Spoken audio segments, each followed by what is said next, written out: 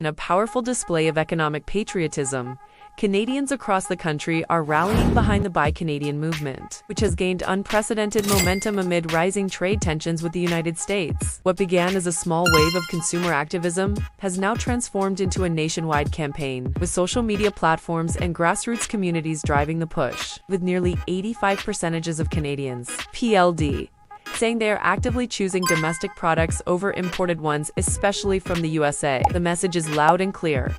Support for Canadian businesses is no longer just a choice, it is a statement. Facebook groups such as Buy Canadian and Canada First Market have exploded in size over the past few weeks, each amassing over 1 million members. These forums have become digital town squares, where users share local product recommendations, boycott lists, and alternative options for American goods. Viral posts show everyday Canadians proudly showcasing Made in Canada ketchup, household cleaners, cosmetics, and even pet food. The sentiment is not just about trade.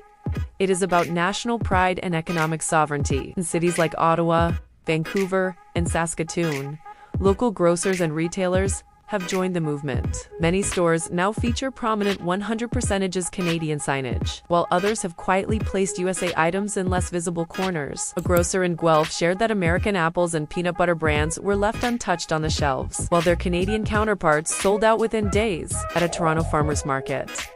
One vendor said his locally grown strawberries were flying faster than ever before. The boycott is also seeping into larger consumer behavior. A popular hardware chain in Quebec reported a 40% increase in sales of Canadian-made tools and construction supplies after they launched a Build Canadian promo campaign in response to Trump's tariff threats. Meanwhile, Canadian denim and winter apparel brands have seen online traffic triple, with some sold-out inventories being restocked weeks ahead of schedule. This is not the first time Canadian shoppers have flexed their economic muscle in the face of political friction. In 2018, a similar sentiment swelled during Trump's dairy tariffs. But experts say this time feels different. It is more organized, more emotional, and more enduring. People are not just angry.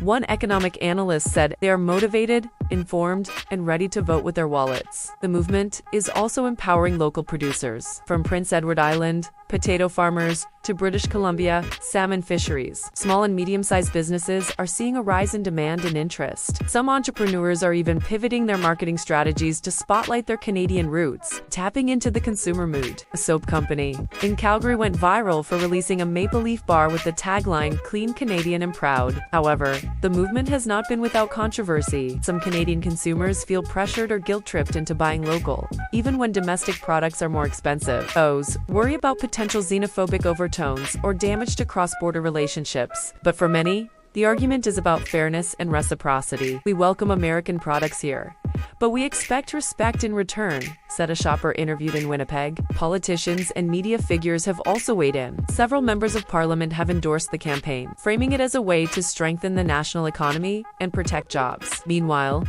Canadian influencers have posted haul videos featuring only Canadian brands, adding a viral sheen to what might once have seemed like old-fashioned nationalism. As the campaign continues to gather steam, the long-term effects remain to be seen. But for now, Buy Canadian is more than a slogan. It is a collective call to action that is uniting communities, boosting homegrown businesses, and reminding the world that when Canada feels cornered, it knows how to stand tall. Like, share, and subscribe to West is best for more stories on Canadian pride, economic resilience, and the people changing the game.